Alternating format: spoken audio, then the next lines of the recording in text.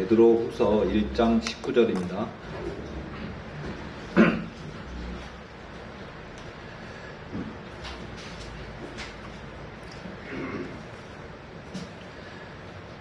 또한 우리에게는 더 확실한 대언의 말씀이 있으니 날이 새어 샛별이 너희 마음속에 떠오를 때까지 너희가 어두운 곳에서 비치는 빛을 대하듯이 말씀에 주의를 기울이는 것이 잘하는 것이니라.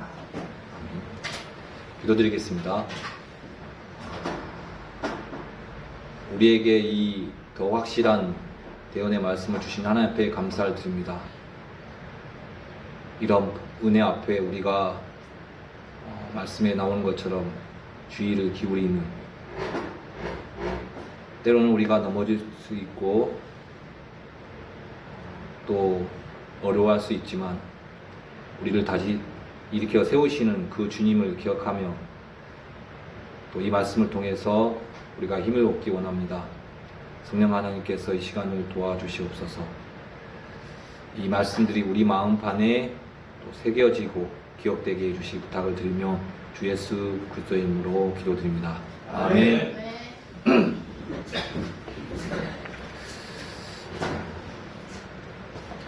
오늘 고영재님이 기도하다가 여기 있는 말씀을 기도하다가 하길래 아이고 오늘은, 그리고 저희 자매가 이제 암송을 했는데 이게 오늘 말씀 전할 게 다 유출이 되었나 하는 생각을 한번 해봤습니다.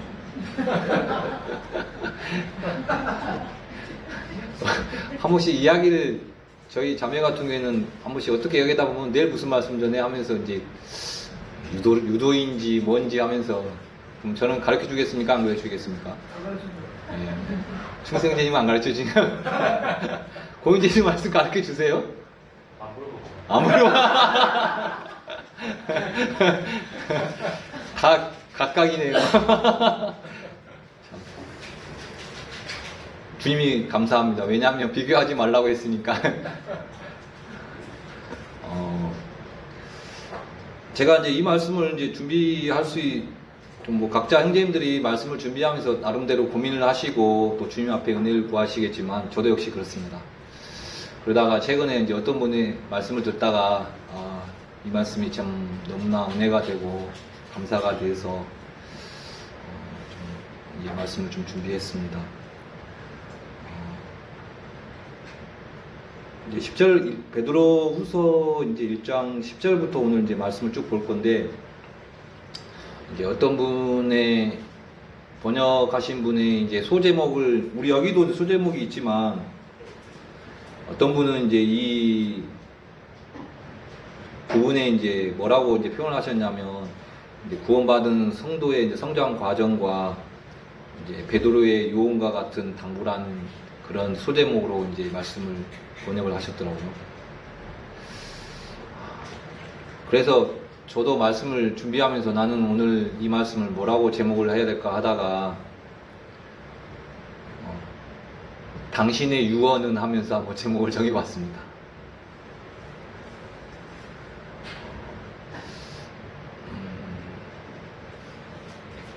좀 이런 말 하면 그렇지만 저희 어머니가 이제 연세가 많이 드셔가지고 이제 한 번씩 저한테 하는 얘기, 유언은 아닌데 한 번씩 이제 하는 얘기가 있어요. 너 혹시나 내가 어떻게 되면 그 서랍장 그거 열어봐라고. 그 서랍장에 보면 통장이나 있으니까 이제 그런 얘기를 하세요. 그러면 제가 왜 그런 말 하세요? 그거 다 엄마 건데 엄마가 쓰세요. 필요할 때 쓰시지. 그거 아이 그러지 말고 잘 기억하라고 하면서 이제 그런 얘기를 하세요.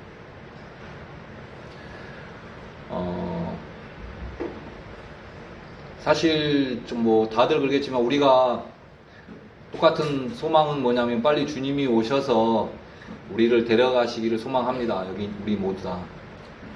하지만 올해도 넘어갔죠.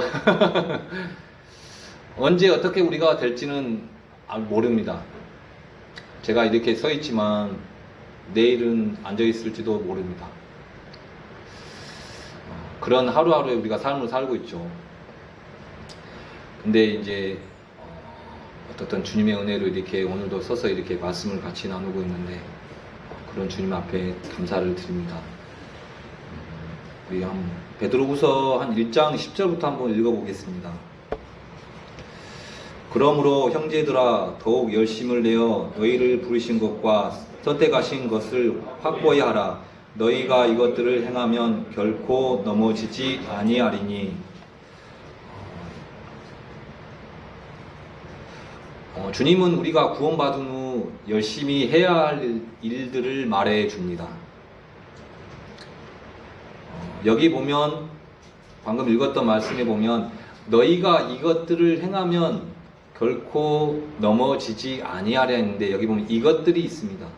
이것들이 뭐냐면 5절부터 있는 너희들이 이것과 더불어 열심을 다하여 너희의 믿음의 덕을, 덕의 지식을, 지식의 절제를, 절제의 인내를, 인내의 경건을, 경건의 형제 친절을, 형제 친절의 사랑을 더하라. 그러니까 믿음, 덕, 지식, 절제, 인내, 경건, 형제 친절, 사랑, 이것들을 행하라는 것입니다. 이것들을 행하면 결코 넘어지지 아니한다는 것입니다.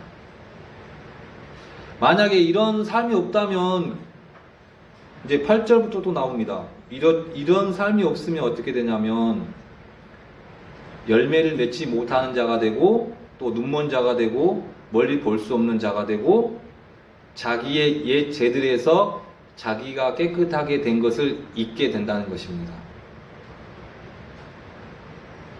우리가 구원을 안 받으면 그냥 나 구원 안 받았어? 내가 복음을 들었을 때 안 받았으면 나 안 받았어요. 끝이 아니고 그 사람의 위에는 뭐가 있냐면 복음서에 그런 말씀이 있죠. 진노가 위에 있는 사람이에요. 그분에게.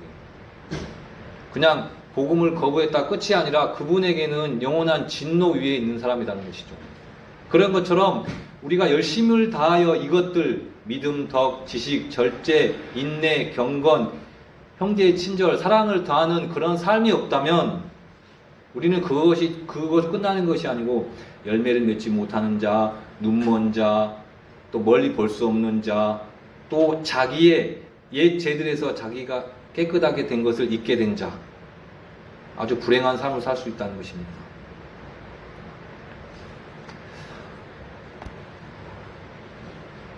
또 어떤 잘못 오해하면 이 부분을 가지고 구원의 상실을 또 이야기할 수 있는데 이건 구원의 상실이 아니라 이제 영적 어떻게 보면 타락이고 실족함을 이야기하는 것입니다. 구원받은 성도들도 실족할 수 있습니다. 말씀을 뺏기면 실족할 수 있죠. 또 잊어버리면 오늘 고영재님 얘기에서 나오는데 오늘 고영재님이 기도하셨잖아요. 제가 최근에 이제 밭에 대해서 비유를 이야기하면서 길가밭, 돌짝밭 이야기했잖아요. 뺏길 수 있다는 것이죠. 그래서 주님은 뭐라고 하셨냐면 누구든지 나로 인하여 실족하지 아니할 자는 복이 있도다. 주님으로 인해서 실족하지 않은 사람 복이 있도다. 그리고 형제들이 형제들 앞에 실적 거리를 둘 수도 있습니다. 이 말씀 한번 같이 읽어볼까요? 로마서 14장 13절.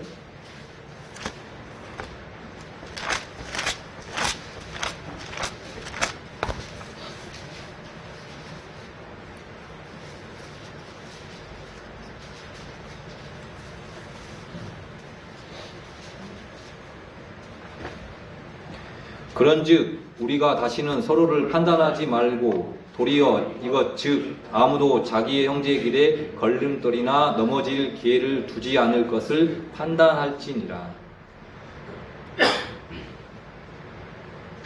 서로 판단하지 말고 도리어 이것 즉 아무도 자기의 형제의 길에 걸림돌이나 넘어질 기회를 두지 않을 것을 판단할지니라. 우리가 서로에게 실족거리를 두지 않아야 된다는 것입니다. 성경에 보면 고린도에서에는 음식으로도 실족하고 또 말로도 실족을 합니다. 또 말씀에도 실족하는 사람이 있어요. 또 어떤 사람은 자기가 이제 일어선 줄 생각했다가 실족하는 사람도 있고.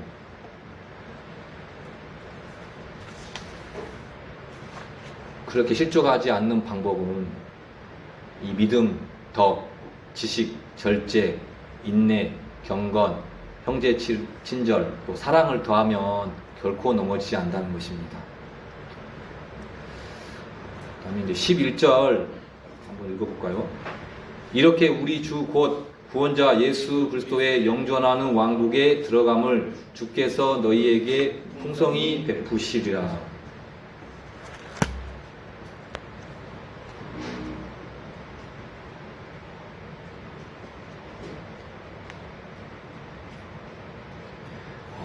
주님이 이제 열심을 내어서 앞에 열매를 맺는 삶을 말씀하셨어요.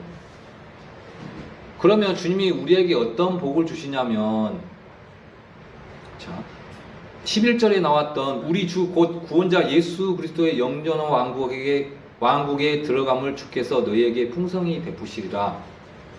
이제 이 말씀은 어떤 말씀이냐면, 주님이 이제 우리를 영존한 왕국에 들어가게 하시는데 너희에게 풍성히 베푸시리라. 우리가 말씀을 이제 공부했습니다. 어떤 공부를 했냐면, 주님이 우리의 삶을 평가한다는 거죠. 그리스도의 심판석에서 회개 보고한다고 하시잖아요. 근데 우리가 이 열매 맺는 삶, 이 삶으로 인해서 어떤 사람에 따라 어떤 사람에게는 이 영존한 왕국에 들어갈 때 어떻게 보면 전쟁을 어떤 장군들이 했을 때 큰 전쟁을 이긴 장군과 어떻게 보면 작은 전쟁을 했던 장군의 차이라고도 할까요? 똑같겠습니까? 들어갈 때 이 왕이 받아줄 때 이 장군이 승리를 하고 왔는데 아주 어려운 전쟁을 이기고 온 장군과 그냥 충분히 이길 수 있는 그런 전쟁을 하고 승리하고 돌아온 장군. 그래서 어떤 분은 이 들어감, 이제 영어로는 인터런스, 입장이라고 표현하는데, 그건 뭐냐면 전투에서 승리한 자에게 베풀어지는 명예롭고 풍성한 환영 입장. 우리가 믿음의 선한 싸움을 싸우고 있어요. 근데 이 전쟁 앞에서 승리하는 자에게 베풀어지는 명예롭고 풍성한 환영. 이런 말 하지만 우리가 구원받고 끝이 아니라 우리의 구원받고의 삶을 따라서 주님은 이렇게 살라고 하셨어요. 열심을 내어서 믿음의 덕을, 지식의 절제를, 이런 삶을 말씀하셨는데, 너 그렇게 살아라는 게 끝나는 게 아니고, 그렇게 살면 너희가 영존한 왕국에 들어갈 때 크게 환영해 주겠다. 고린도에서에 보면 그런 말씀 있잖아요. 달의 영광이 다르고 별의 영광이 다르다는 말씀. 우리가 부활할 때 예수님 같은 몸을 입지만 다 또 다를 거예요. 우리의 삶에 따라서. 그래서 참 주님이 우리에게 어떤 걸 명령하실 때는 그냥 내가 주인이니까, 우리가 주님이라고 하는 주인이니까 아니라 그에 따라서 주님은 우리에게 보상해 주시는 분이라는 것이죠. 그 주님을 생각하면 좀 감사가 됐습니다. 12절 볼까요? 그러므로 비록 너희가 이것들을 알고 현재 진리에 굳게 서 있을지라도 너희가 항상 그것들을 기억하게 하는 일에 내가 게으르지 아니하리라. 너희가 이것들을 알고, 이제 이 베드로가 이 구원받은 사람들이 이렇게 사는 걸 알고 있다. 너희들 이거 알고 있지? 또 이런 말씀에 서 있는 건 알아요. 하지만 베드로가 너희가 항상 그것들을 기억하게 하는 일에 내가 게으르지 않으리라. 너희 아니까 이제 이야기 안 해도 돼가 아니고, 알지만 또 이야기한다는 거예요. 왜? 잊어버릴 수 있으니까. 베드로가 기억하면 아픔이 있을 거예요.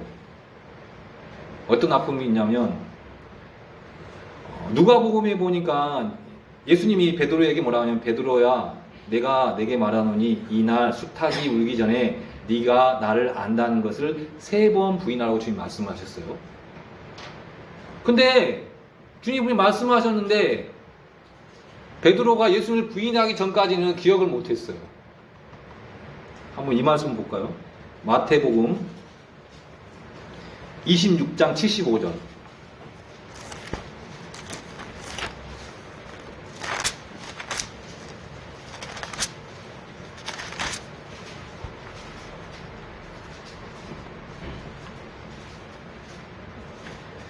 베드로가 수탉이 울기 전에 내가 나를 3번 부인하리라 하신 예수님의 말씀, 곧 그분께서 자기에게 하신 말씀을 기억하고 나가서 비통하게 우니라. 그 전에는 분명히 예수님이 아까 제가 얘기했던 것처럼 누가복음에 말씀을 하셨는데 베드로는 그 말씀이 어디는가 다 사라지고 자기는 분명히 부인하지 않겠다고 했는데 다른 사람을 다 버릴지언정 저는 절대 버리지 않겠습니다 했는데 버렸다는 것이죠. 근데 이제 그 말씀이 기억나는 거예요. 혹시 그런 후회해 보신 적 있습니까?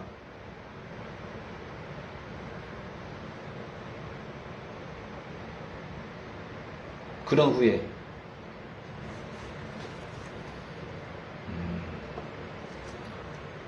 저도 이 말씀을 보면서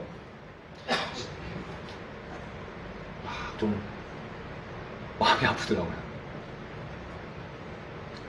왜냐하면 이제 이 성경을 만나고 우리 이제 주님 몸된 이 교회를 만나서 배우고 있는데 이 말씀을 기억하지 못해서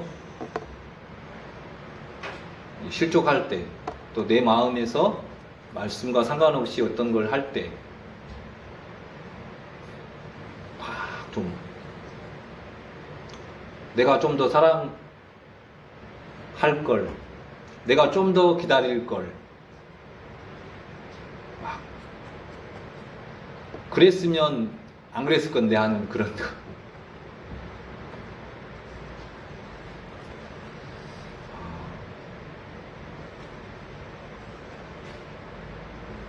이 말씀을 통해서 또 생각할 부분이 이제 보는 것이 믿음을 주는 것이 아니라 말씀을 믿음을 준다는 부분입니다.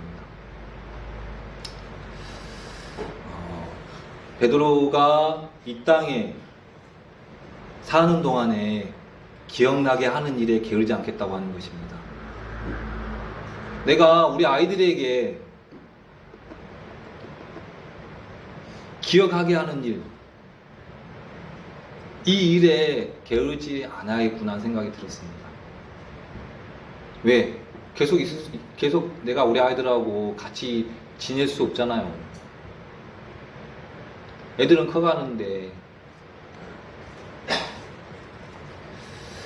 이것은 어떻게 보면 우리 각각의 다의 주님이 주신 어떻게 보면 사역인지 모르겠습니다. 13절 볼까요? 또 한번 보면 참으로 내가 이 장막에 있는 동안에 너희가 기억하게 하여 너희를 일깨우는 것이 합당한 줄로 생각하노니. 자, 참으로 내가 이 장막 안에 있는 동안에는 이제 베드로가 이 살고 있는 이 몸을 육신을 입고 사는 동안 또 여전히 너희로 기억하게 하여 너희를 일깨우는 것, 그것이 합당한 줄로 생각한다. 베드로의 사역, 너희가 기억하게 하여 너희를 일깨우는 일들. 어떻게 보면 우리가 말씀을 전하는 분들 다 있지만 그런 생각할 수 있어요. 저 말씀 저번에 들었던 건데 어떻게 보면 반복이에요. 왜? 이 말씀처럼 기억하게 하여 일깨우게 하기 위해서. 우리가 안다고 하지만 아는 게 아닐 때 있잖아요. 그래서 이 베드로는 그런 일을 하고 있다는 것이죠. 또 이 일은 베드로만 그런 사역을 했던 것이 아니고 사도 바울도 이런 삶을 살았어요. 로마서 15장 15절 한번 읽어볼까요?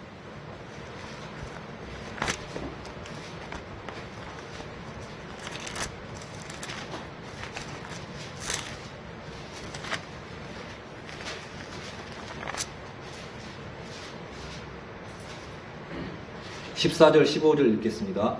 내 형제들아, 나 스스로 또한 너희에게 대하여 확신하거니와 너희 역시 선함이 가득하고 모든 지식이 충만하여 능히 서로를 훈계할 수 있느니라.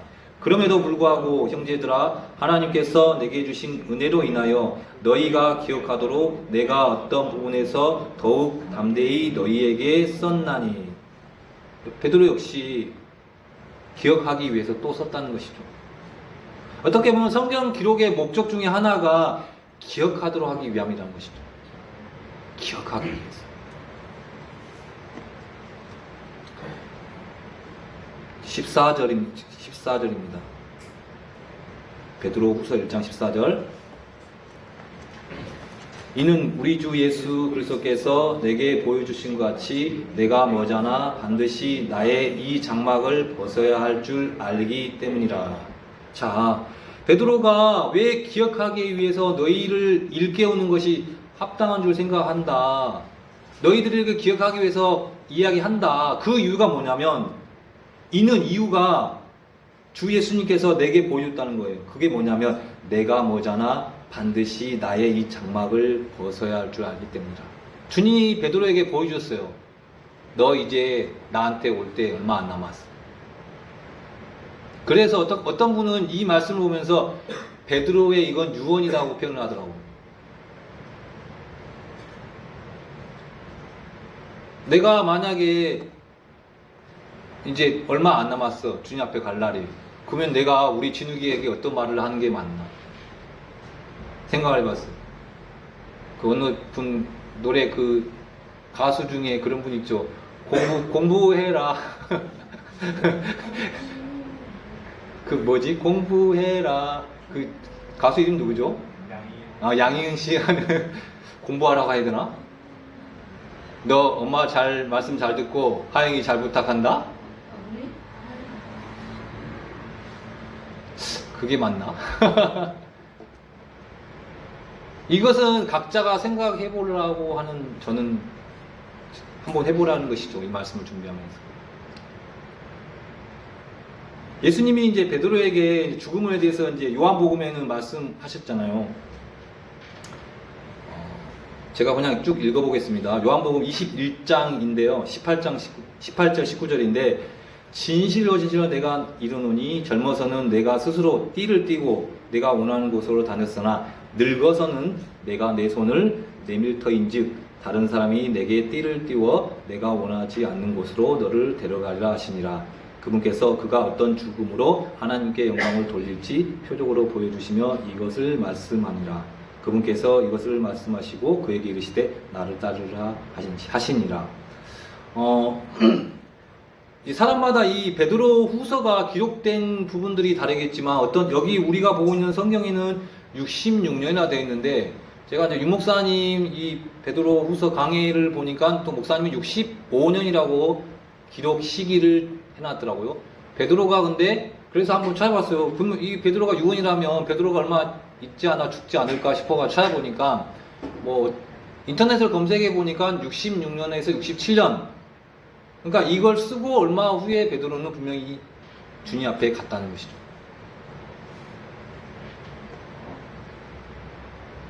이 베드로 마음에서 사랑하는 형제 자매들에게 내가 이제 이 장막을 벗을 날이 얼마 남지 않았는데 뭘 해야 되나.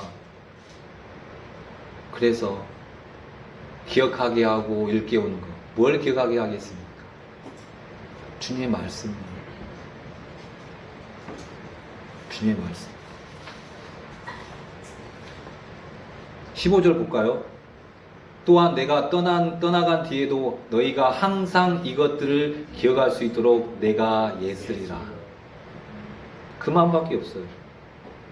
내가 떠나간 뒤에도. 사람은 떠나가면 없지만 말씀은 남아있잖아요. 그 말씀들이 사랑하는 형제매들에게 기억할 수 있도록 애쓰겠다는 것이죠. 자신이 죽은 후에도 항상 이것들을 기억할 수 있도록 죽는 순간까지 애썼다는 것입니다.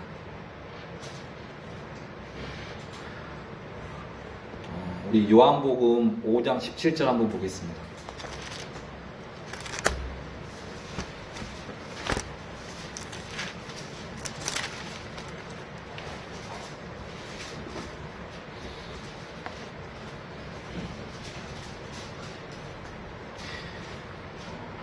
그러나 예수님께서 그들에게 응답하시되 내 아버지께서 지금까지 일하시니 나도 일하시는가. 자, 유대인들이 이제 예수님을 이제 핍박을 합니다. 16절에 보면 핍박하며 죽이고자 한다. 그 이유가 뭐냐면 안식일에 일들을 행하셨기 때문에. 근데 주님이 뭐라고 하시냐면 내 아버지께서 지금까지 일하시니 나도 일하신다는 것입니다. 유대인들은 모세의 오경을 비롯한 율법을 통해 하나님은 안식일에 일하지 않는 것으로 알고 있습니다. 왜냐하면 하나님은 6일간 일을 하셨고 일곱째 날을 복을 주셨고 쉬셨기 때문에. 그러나 주님은 병자를 고친 후에 내 아버지께서 지금까지 일하시니 또 하심으로 안식일에 하나님께서 일을 하신다고 말씀하셨습니다.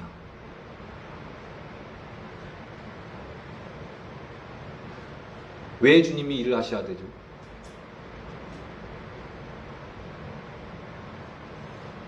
주님의 안식이 깨져버렸어요. 아담의 범죄로. 그래서 주님은 아담이 범죄한 그날부터 다시 일하기 시작하셨어요.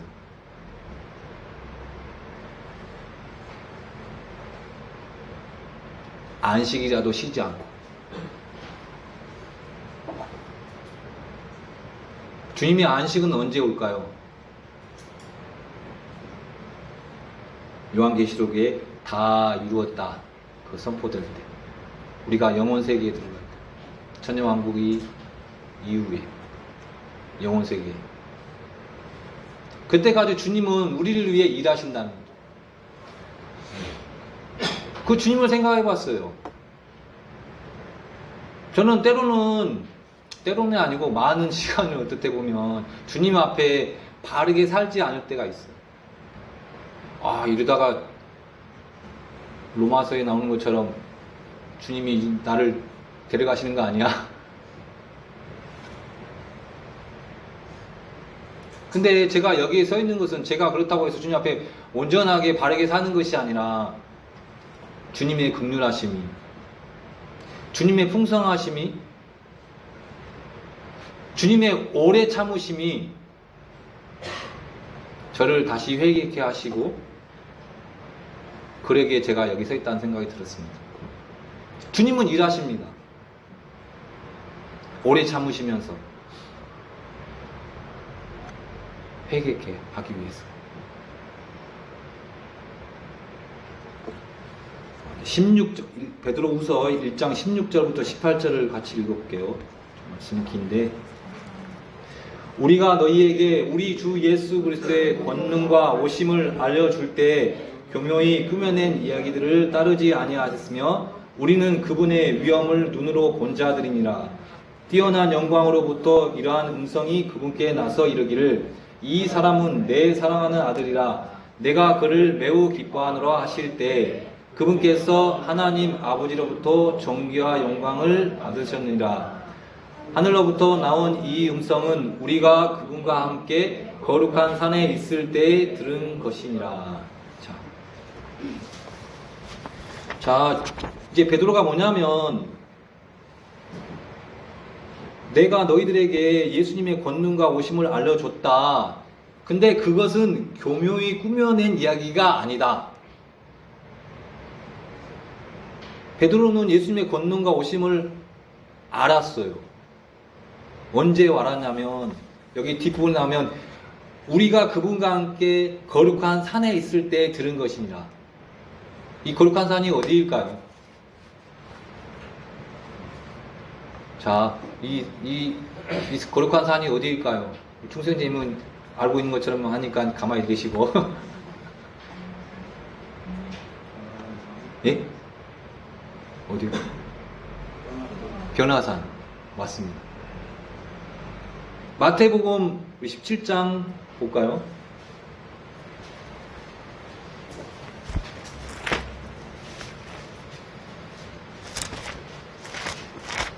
17장 2절 3절 1절부터 볼게요. 1절부터 쭉 1절 2절 3절 읽겠습니다. 같이. 엿새 뒤에 예수님께서 베드로와 야고보와 그의 형제 요한을 취해 따로 그들을 데리고 높은 산으로 올라가사 그들 앞에서 모습이 변하심에 그분의 얼굴이 해같이 빛나고 그분의 옷이 빛같이 희게 되었더라. 보라, 모세와 엘리야가 그분과 함께 이야기하는 것이 그들에게 보이거늘. 이 장면은 예수님이 이제 자신의 영광을 미리 이제 베드로와 야고보와 또 형제 요한에게 보여주신 것입니다. 이제 베드로는 직접 현장에서 자기 눈으로 똑똑히 보았고 들었다는 거예요. 이제 이런 이야기를 하는데 어떤 사람들은 그 이야기에 대해서 그 꾸며낸 얘기 아니야 그렇게 말한다는 거예요. 근데 그게 꾸며낸 얘기 아니라는 거예요.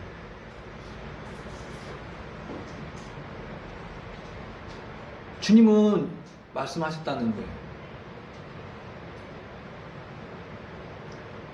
베드로가 방금 이야기했던 것처럼 이 사람은 내 사랑하는 아들이라 내가 그를 매우 기뻐하노라 말씀하셨다는 거예요. 마태복음 17장 5절에 그가 아직 말할 때 보라 빛나는 구름이 그들을 덮더니 보라 그 구름 속에서 한 음성이 나서 이르시되 이 사람은 내 사랑하는 아들이라 내가 그를 매우 기뻐하노니 너희는 그의 말을 들으라 하십니다. 베드로는 들었다는 거예요. 이건 꾸며낸 얘기가 아니라 환상 중에 영한 중에 체험한 게 아니고 직접 현장에서 보고 들었다는 거예요. 자, 19절 말씀 보겠습니다. 베드로후서 1장 19절 또한 우리에게는 더 확실한 대언의 말씀이 있으니 날이 새어 샛별이 너희 마음속에 떠오를 때까지 너희가 어두운 곳에서 비치는 빛을 대하듯 이 말씀에 주의를 기울이는 것이 잘하는 것이니라. 자, 또한 우리에게는 더 확실한 대언의 말씀이 있으니 이제 사도들 시대에는 아시는 것처럼 사도들의 표적이 있었어요. 많은 사람들이 그 표적을 보고 믿는 사람도 있었어요. 근데 그것보다 더 확실한 게 있다는 것이죠. 확실한 대언의 말씀. 이 말씀. 이 성경 기록들은 하늘과 땅이 없어지기 전에는 1.1획도 떨어지지 않습니다. 그리고 주님의 말씀은 변하지도 않습니다. 또 깨어지지도 않아요. 헛되이 돌아오지도 않습니다. 주님의 말씀은 영원합니다. 베드로가 이걸 알려주고 싶은 거예요. 너희들이 그런 표적들을 보는 것도 보고 믿는 것도 좋지만 그것보다 더 확실한 이 예언의 말씀이 있다. 이 말씀들의 주의를 기울여라. 사람들은 보고 어떤 걸 체험을 통해서 그런 걸 믿으려고 하잖아요. 근데 베드로는 그것보다 더 확실한 이 예언의 말씀이 있으니까 이 말씀에 주의를 기울이라고 하는 거예요. 그 말씀들을 베드로는 기억하게 하고 일깨우게 하는 일을 한다는 거예요. 나는 얼마 남지 않았지만.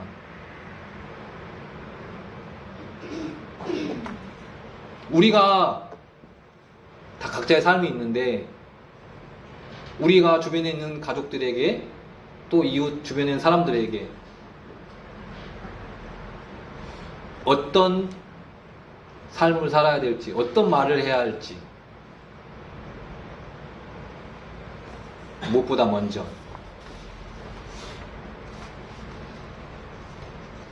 근데 이 말씀을 19절에 보면 이제 뒷부분에 보면 날이 새어 샛별이 너희 마음속에 떠오를 때까지 자 날이 새어 샛별이 너희 마음속에 떠오를 때까지 자 주님이 우리에게 오실 때까지 우리는 지금 너희가 어두운 곳에서 비치는 빛을 대하듯 사실 우리가 말씀을 이렇게 공부하고 또 말씀을 따라 산다고 하지만 온전치는 않아요 사실.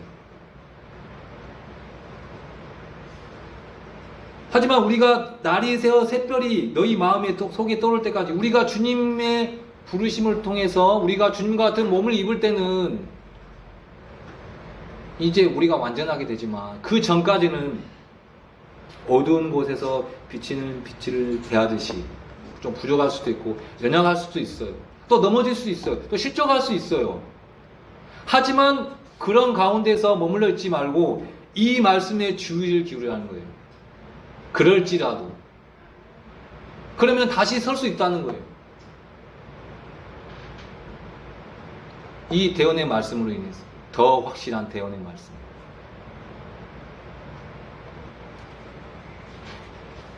저는 이 말씀을 준비하면서 한번 내가 이 삶을 살면서 이 베드로는 자기가 주님 앞에 설 날을 생각하면서 사랑하는 형제매들에게 내가 이 형제매들에게 이제 주님 앞에 설 날이 얼마나 남았는데 어떤 일들을 해야 하는지 또 생각을 했고, 또 두 번째는 더 확실한 이 대언의 말씀이 있음을 또 생각하면서 그 말씀에 주를 기울라고 이야기했습니다. 마지막으로 이 말씀을 보겠습니다. 요수아기 1장 8절.